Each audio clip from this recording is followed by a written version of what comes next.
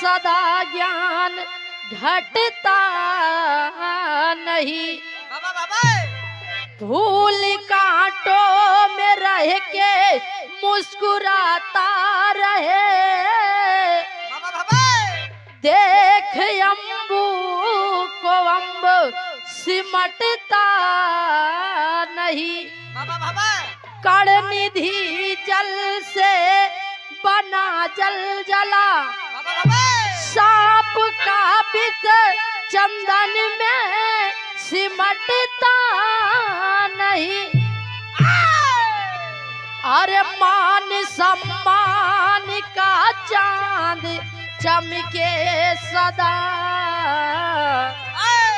कभी उदय नारायण है पीछे हटते नहीं।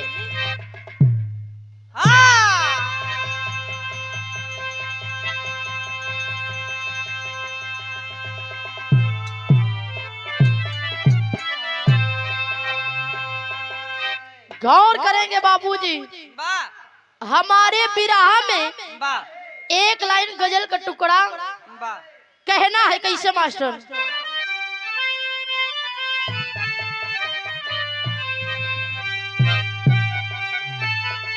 ओहो आशिक के प्यार में धोखा मिला भैया। वो आशिक कह रहा है, अपने दिल की दर्द बता रहा है। कैसे?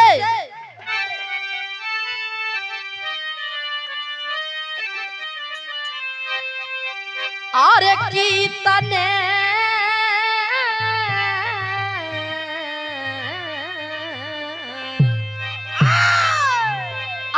कीतने करीब आके दगा दे गई मुझे, इतने करीब आके दे गई, इतने करीब आके दगा, इतने करीब आके दगा दे गई,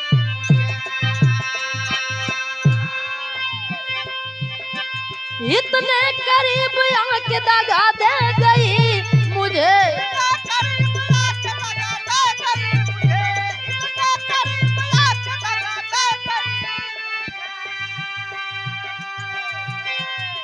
अरे तो इतने करीब आके दगा दे गई मुझे, दगा दे गई मुझे।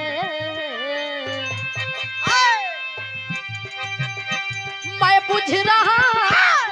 बुझ रहा था आके हवा दे गई मुझे।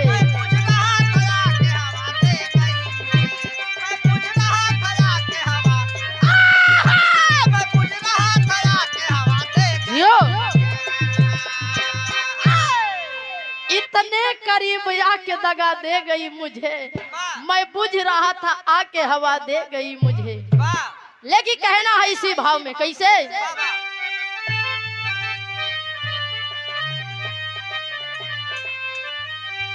अरे किस्सा बही पे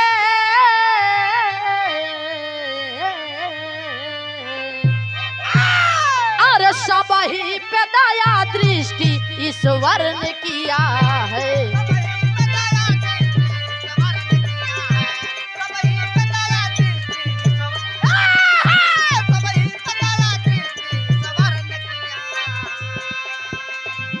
सबही पे दया दृष्टि ईश्वर ने किया है।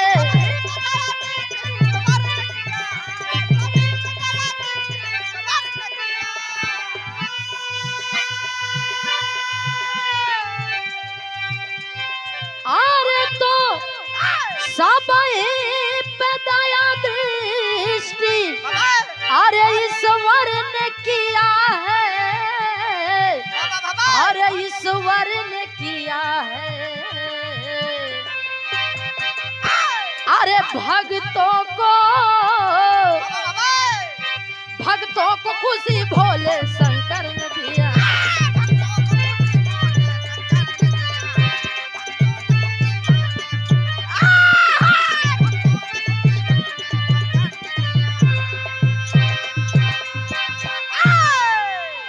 ए भैया यहीं से हमारे विराह में कहानी को शुरुआत हो।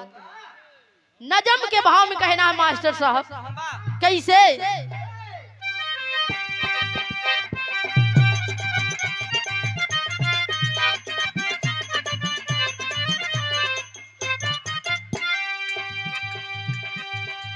त्रेता युग में चंद्रसेन राजा रहते थे।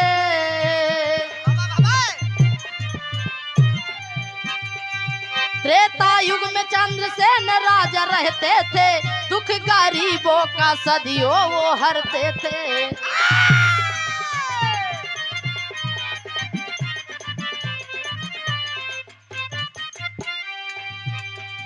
द्रौपदी बताए भीष्म दादा से कहानियां हो, हंसई के करन में पूछे लागे भीष्म दनिया हो।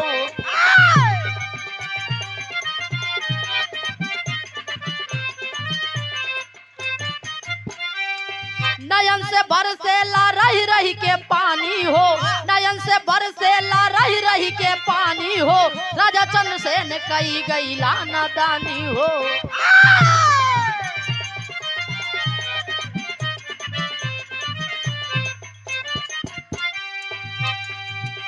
गौर करेंगे बाबूजी, अब वही आप लोग बहुत बढ़िया विराह सुने, लेकिन इधर देखें बात है कब की। जौने समय भीष्म पितामह जी बाणों के सरसैया पे पड़े थे। ऐ बाबू, ओ समय पांचों पांडव भीष्म पितामह जी की हालत को देख करके रो रहे हैं, आंसुओं की धारा बहा रहे हैं। लेकिन वही बीच पांचों पांडव को पत्नी जेकर नाम द्रौपदी बाबू, द्रौपदी भीष्म पितामह जी की हालत को देख करके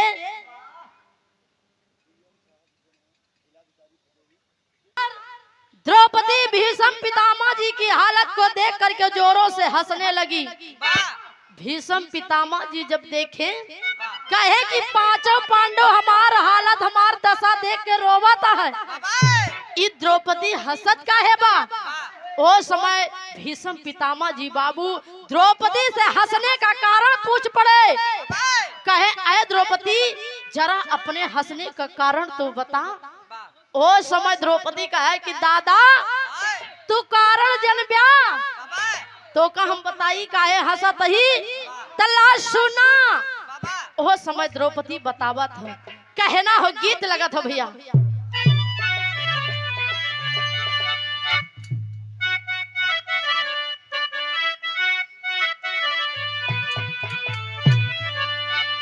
कौनो लड़की के देख के ये नहीं हसमुख के जैसन, हसमुख जी के जैसन कौनो लड़का रहे भैया, उन लड़किया के देख के कहा था क्या कहे,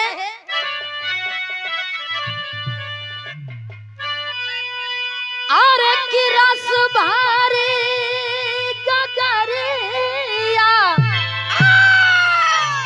अरे की रस भारी गगरिया, अरे कहवा गिरी गोरिया हो, अरे गोरिया हो बिजुरिया कहवा गिरी।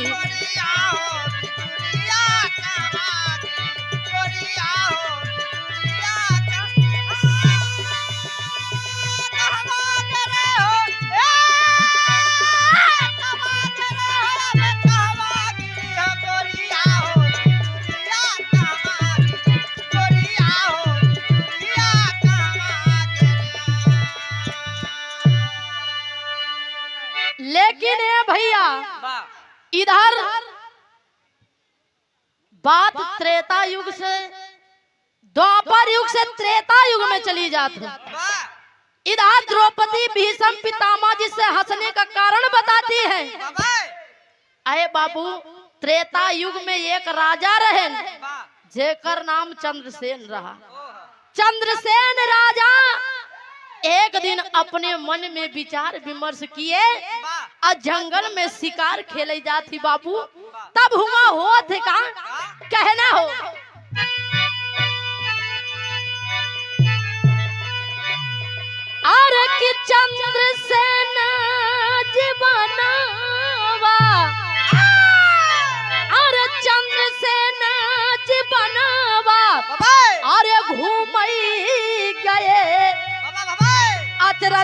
देखे नयनवा घूमई गए।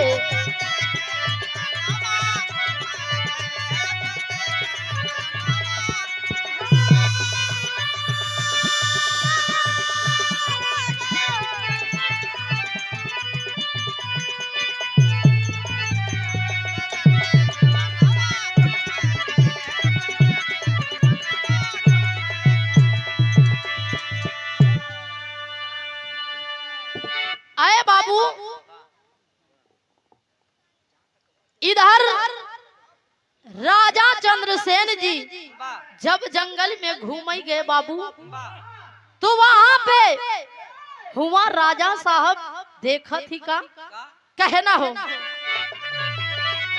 अरे परी बन के नाचत रहली सुना नगिनिया, अरे नगवा बना राजा माना कहानिया।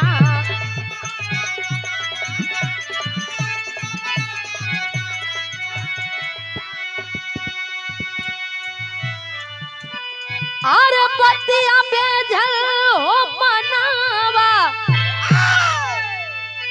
अरे बतिया बेझल हो मनवा घूमई गए चंद्रसेन जीवनवा घूमई।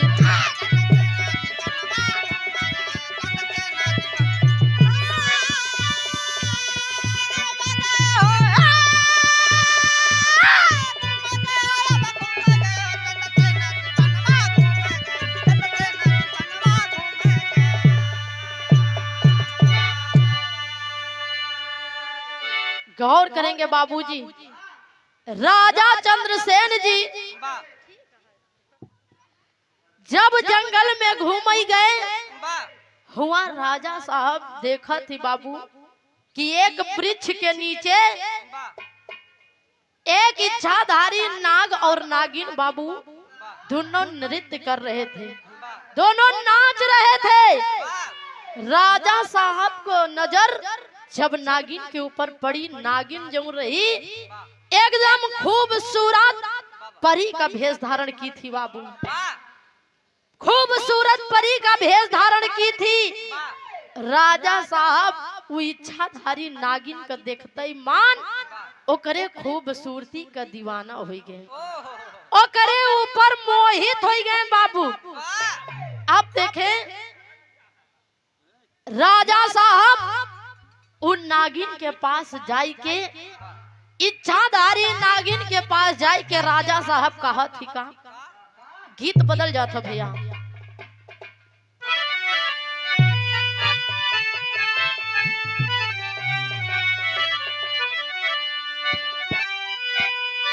अब ही बहुत स्वर्गीय बाबू रामदेव गुरु जी वाली धुन सुने के मिला। हमार मास्टर साहब इशारा करत हमें,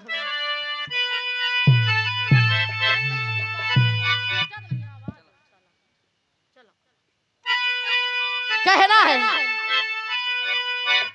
अरे झूलनिया का गुजवा, अरे झूलनिया का गुजवा, अरे टूटल है राजा, अरे जवानिया में गड़िया छूटल है राजा।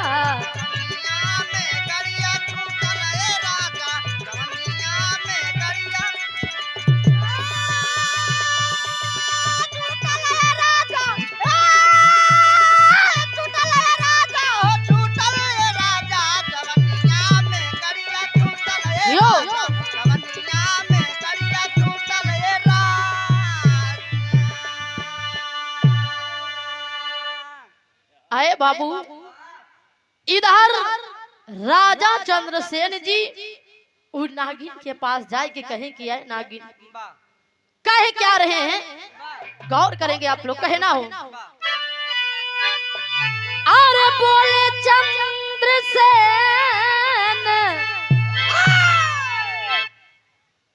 कहना है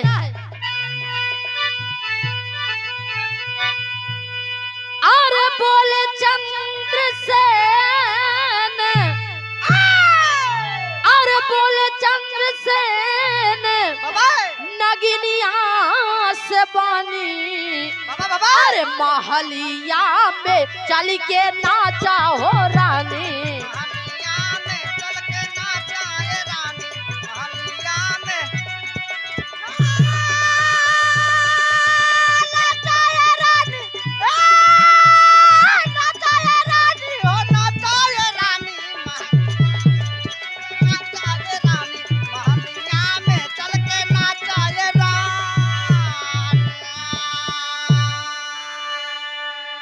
अरे बाबू राजा साहब राजा चंद्रसेन जी जाहि की इच्छाधारी नागिन से कहे कि है नागिन अगर तुझे इतना ही नाचने का शौक है तो चल मेरे राजमहल में नाच मैं तुझे नाचने के बदले में ढेर सारा धन दौलत दूंगा तुझे माला माल कर दूंगा।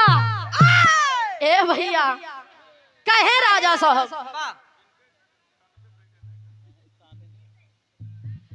क्या बात है आप एक गायक महोदय जी ये हमारे कोरस वाले के ऊपर खुश हुई के कहा था कोरस में का ताने हो क्या बात है उस सखी तो है यही अंदर आइए इधर राजा साहब कहे इच्छाधारी नागिन से बाबा क्या कहे भैया अरे कि कई प्रकार के मिली भोजनवा आप स्वर्गीय बाबू जोखन बाबूजी के नातिन आप सुमन दीदी जी को ओर से यही 51 रुपए का महान पुरस्कार बहुत बहुत प्रणाम हो। एक स्वर में आप सभी सकल पंच को प्रणाम हो भैया।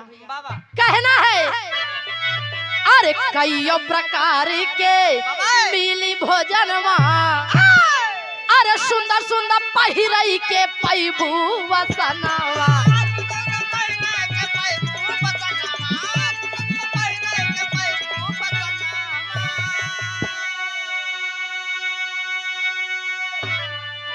अरे हीरा मोती सोना देबई अरे हीरा मोती सोना देबई देबई हो चांदी महलिया में चल के नाचा हो रानी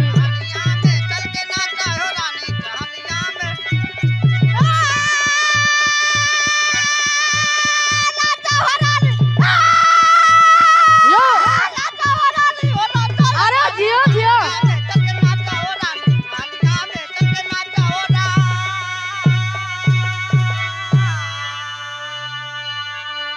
हीरा मोती सोना देबई देबई हो चांदी महलिया में चल के नाचा हो रानी।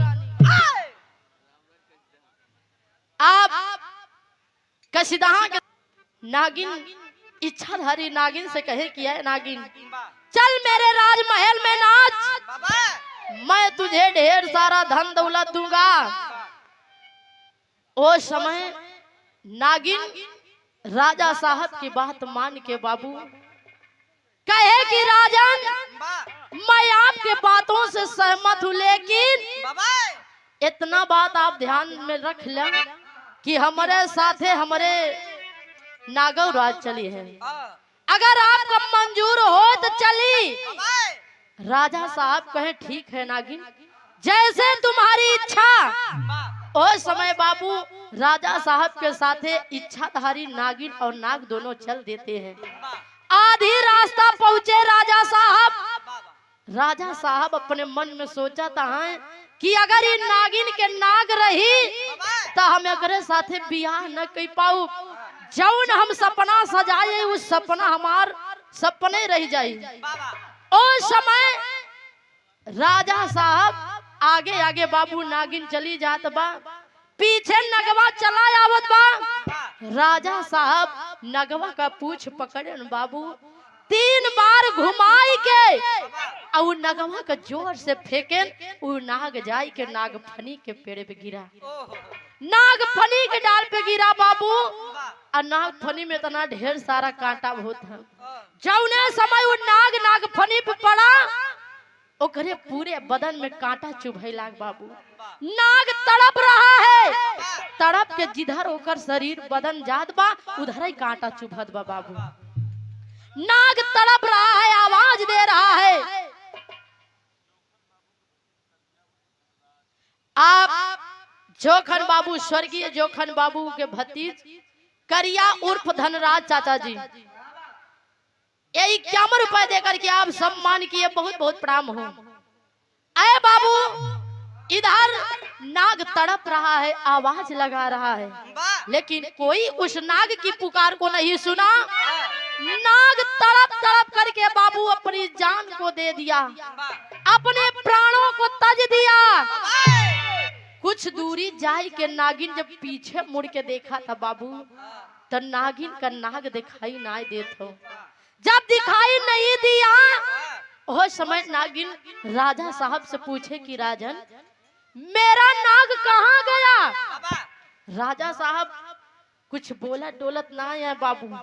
और समय नागिन राजा साहब के महल की ओर ना जा करके पीछे मुड़ करके जब आती है, कुछ दूर देखती है कि उसका नाग नागफनी के पेड़ पर तड़प तड़प करके अपनी जान को गंवा दिया बाबू। दौड़ करके नागिन गई है अपने नाग के पास और अपने नाग को सीने से लगा करके रो रही है बाबू। कैसे रो रही है, तेरी में कहना हो।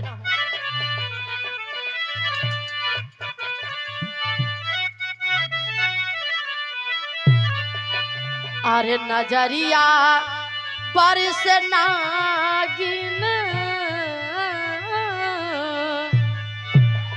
अरे की नजरिया बरस नागिन,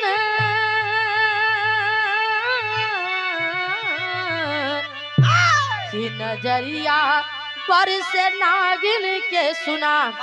अरे तनगवा तड़प के मरिगा नाग फनी के डरिया, नगवा तड़प के मरिगा नाग फनी के डरिया, नजरिया बरसे नागिन के सुना।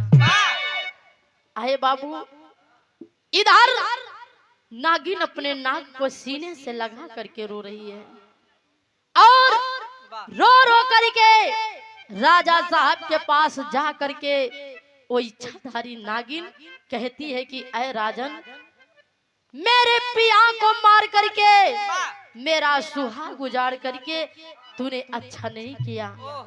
आज एक विधवा नारी, एक इच्छाधारी नागिन तुझे श्राप सुनाती है राजा। कैसे? गीत लगा था भैया।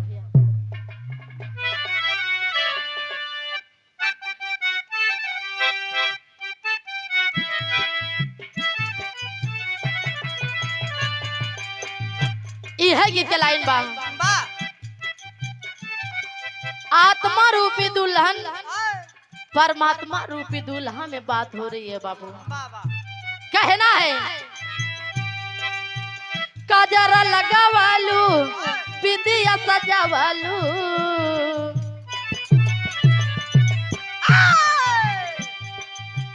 काजरा लगावालू बिंदिया सजावालू, सैया बिन नथुनिया के टारी, सैया बिन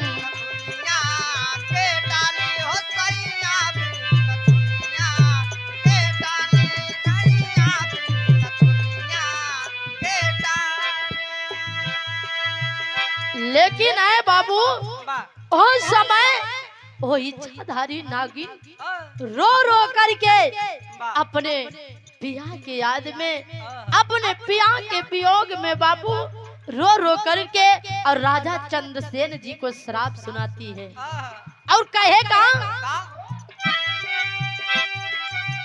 जीवन सैला घतिया तू कैला,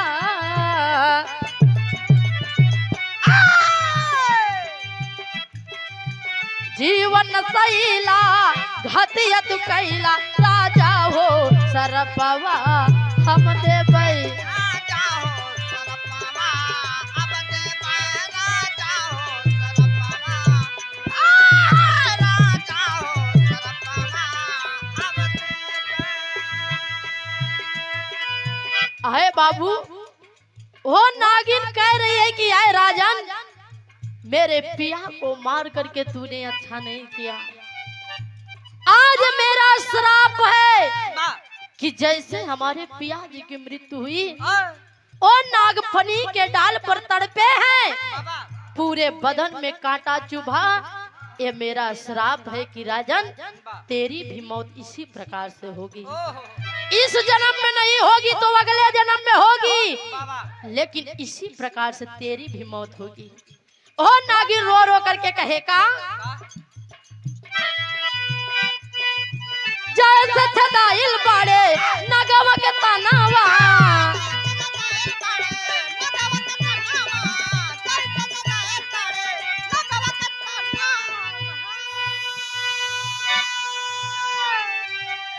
जैसे छदाइल बाड़े नगवा के तनावा,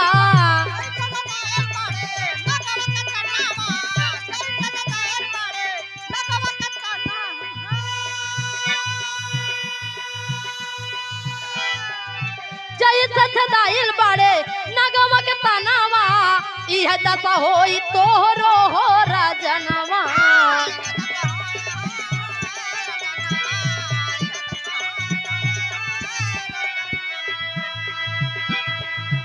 दुखिया बनैला घातिया तू कैला, दुखिया बनैला घातिया तू कैला, राजा हो सरपवा हम देवई, राजा हो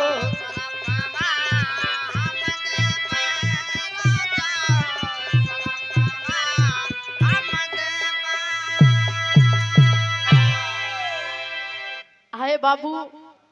इधर इच्छाधारी नागिन राजा चंद्रसेन जी को श्राप सुनाती है कि इसी प्रकार से तेरी भी मौत होगी, इस जन्म में नहीं तो अगले जन्म में, लेकिन जरूर इसी प्रकार से मौत होगी।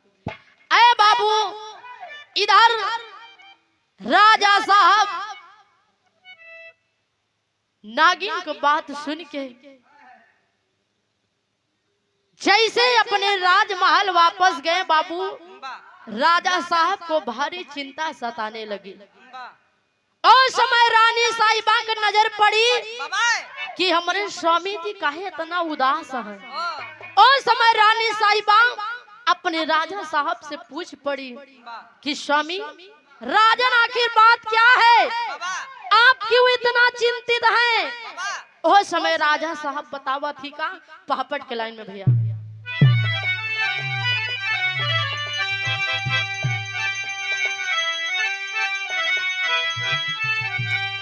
अरे नाग के मारा हम आज परनवा बनवा बीचे में, अरे नाग के मारा हम आज परनवा बनवा बीचे में, अरे तो है बताई रानी हो दस्तनवा बनवा बीच।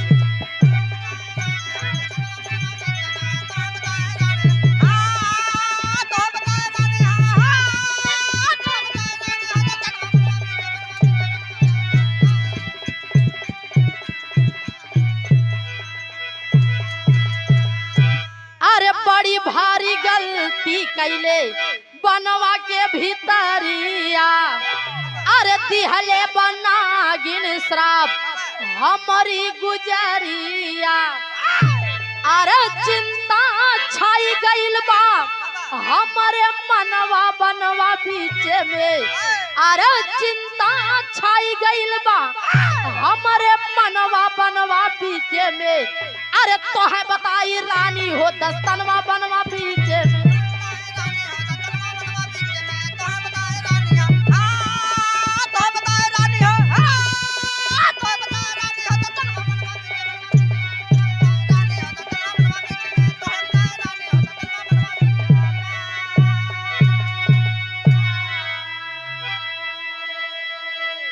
आए बाबू, इधर राजा साहब अपने रानी साहिबा से पूरी बात को बताए कि आए रानी साहिबा, जब मैं जंगल में घूमने गया उस समय मुझसे बहुत बड़ी गलती हो गई।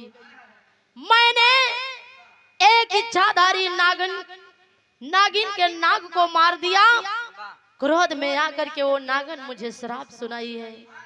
इसी बात को लेकर के मैं बड़ा चिंतित हूँ। आए बाबू, धीरे धीरे समय बीता था, राजा साहब को चिंता बढ़त चली जात बा। राजा साहब टेंशन के मारे एकदम झुराई के लकड़ी के जैसे हो गए बाबू।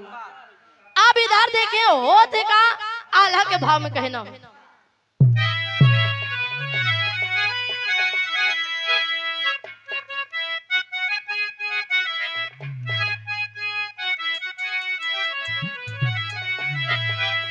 अरे सुनी के शराप राजन, अरे सुनी के शराप राजन, छोड़े दाना पनिया बाबू।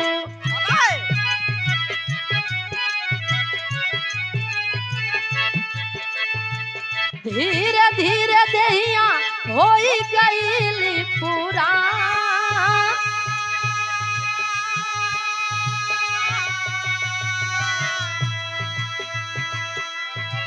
सारी दुनिया में भैले ओ न करीला जवान बाबू।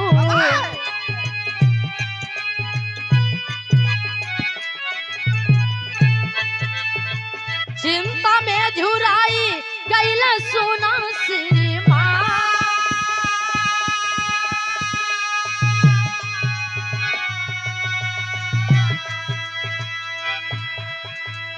आए बाबू। राजा साहब चिंता के मारे, टेंशन के मारे न खाता है न पियाता है बाबू। धीरे धीरे समय बीता, एक दिन ऐसा आया बाबू,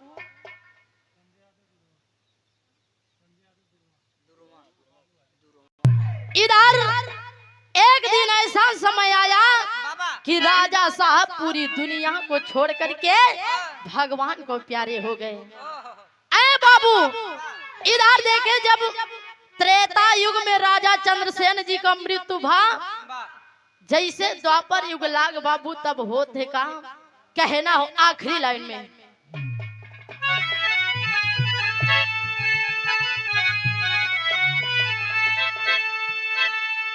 अरे गिरे सरसैया पे संवरिया लड़ी के,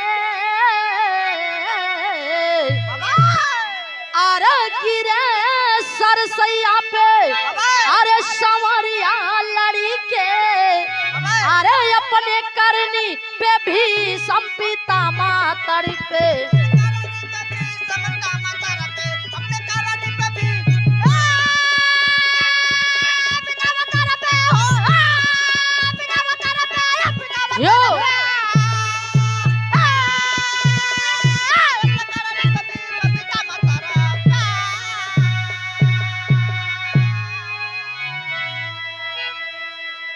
आए बाबू। त्रेता युग के राजा चंद्रसेन जी, त्रेता युग में उनकी मृत्यु हुई बाबू। द्वापर युग में जब अगला जन्म हुआ तो भीष्म पितामह जी के रूप में जन्म लिए। गिरे सरसैया पे संवरिया लड़के, अपने करनी पे भीष्म पितामह तड़पे।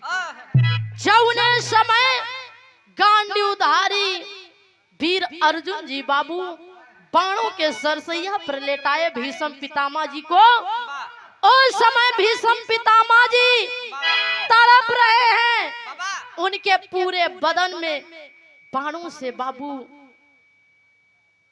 बाणों से भीष्म पितामह जी के पूरे बदन में बाण चुभा बाबू। बाणों के सरसैया पे पड़े थे, पांचों पांडव रो रहे हैं। जो द्रौपदी हंस रही है उसका यही हंसने का कारण है बाबू कि वो द्रौपदी कोई और नहीं बल्कि वही त्रेता युग की वही इच्छाधारी नागिन जो श्राप सुनाई थी राजा चंद्रसेन जी को। जब अगला जन्म राजा चंद्रसेन जी का भीष्म पितामह जी के रूप में हुआ, बाणों के सरसैया पर पड़े हैं। जैसे इच्छाधारी नाग के पूरे बदन में कांटा चुभा रहा, वैसे भीष्म पितामह जी के पूरे बदन में बाण चुभा था बाबू। अब देखें इधर भीष्म पितामह जी अपने करनी पर जो पिछले जन्म में कर्म किए उस पे पछतावा कर रहे हैं। कहना हो अरे पूर्व जन्म में जवन कैले कमाई द्वापर युग में वो कर फल गईले हो पाई। अरे पूरे कर्म का बुरा नतीजा झोली में पाप हरि पे। अरे पूरे कर्म का बुरा नतीजा झोली में पाप हरि पे। अपने करनी पे भी संपितामह तड़ी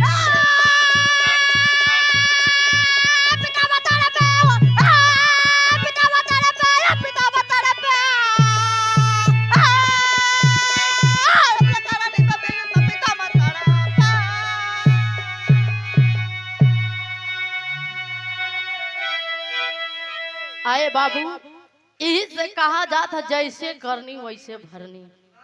जैसे कर्म करी होगा वैसे फल मिली बाबू। कितना जने ही धरती पे जैसे करतब जैसे कर्म रहा था जैसे कर्म रहा था बाबू, यही धरती पे भोग के जाते। अच्छा कर्म करेंगे अच्छा फल मिलेगा बाबू। भीष्म पितामह जी बुरा कर्म किए, इच्छाधारी नाग को मारे, सेम उसी प्रकार से उनकी भी मृत्यु हुई। यही से विराह समाप्त है। गुरु घराने के परिचय में कहना हो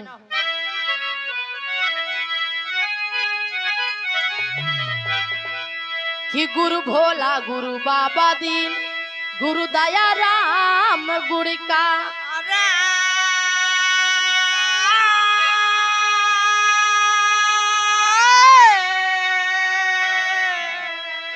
अरे कथन किए उदय नारायण कविता साचे में ढारी।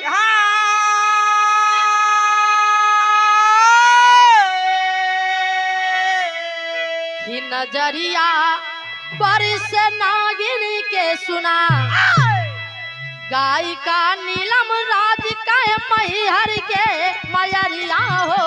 नजरिया बारिश नागिन के सुना